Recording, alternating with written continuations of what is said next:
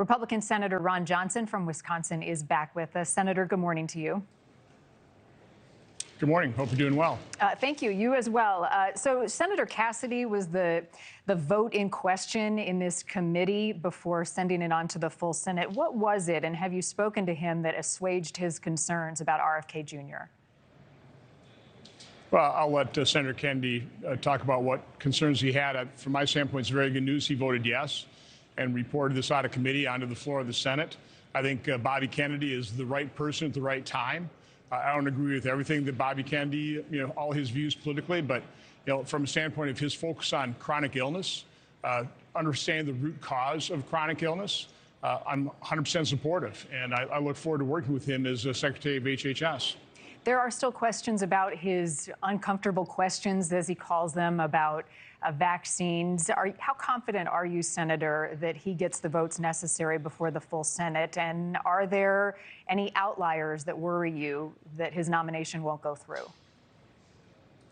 Again, this was an important vote right here, and I'm glad that Senator Cassidy voted in support because the American public wants to know the root cause of chronic illness. They want integrity restored to science. We've seen too often where science has been corrupted, where these federal agencies, whether the health agencies or others, have been captured by the corporate interests. And listen, I'm from the private sector. I have no problem with big businesses. I've got a problem when big business uses their power to capture the power of the federal government, using it against their competitors and against the American people. So that is, I think, what Bobby Kennedy has unique insight into. He's been fighting corporate capture, corruption of these agencies for decades.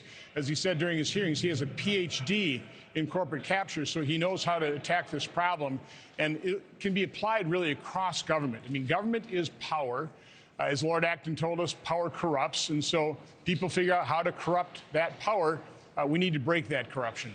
One more question on RFK Jr. before I ask you about Tulsi Gabbard. And it's the idea that there is this mistrust in government agencies. And when you talk about health and health care, right, we trust our doctors, we trust our researchers. There should be a level of trust, but we also have to question the science. How do you reconcile that trust without undermining the important work of good, educated doctors in the research community doing the work to make us healthier? Well, first of all, Americans are no longer trusting government or these federal agencies. And quite honestly, they are not trusting their doctors because they saw what happened during COVID.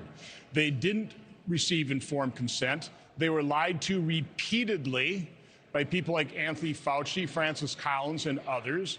And so that's not anything I've done. That's not anything Bobby Kennedy has done to undermine their credibility. They undermine their own credibility by repeatedly lying to us. That's what Bobby Kennedy needs to do, is restore integrity, restore credibility, and you do that by being transparent. You do that by telling people the truth, giving them the information they need to, again, have informed consent as opposed to mandating an experimental injection that, let's face it, harmed a lot of people. I know people don't want to admit that, but our own federal safety surveillance systems prove the fact that these shots, there are real vaccine injuries here that are being ignored, and those individuals can't get treatment as a result. So it's not people like me or Bobby Kennedy that destroyed their credibility. They destroyed it themselves by lying to us. Yeah. Thank you for watching. Go to newsnationnow.com to find NewsNation on your television provider. And don't forget to click the red subscribe button below to get more of NewsNation's fact-driven, unbiased coverage.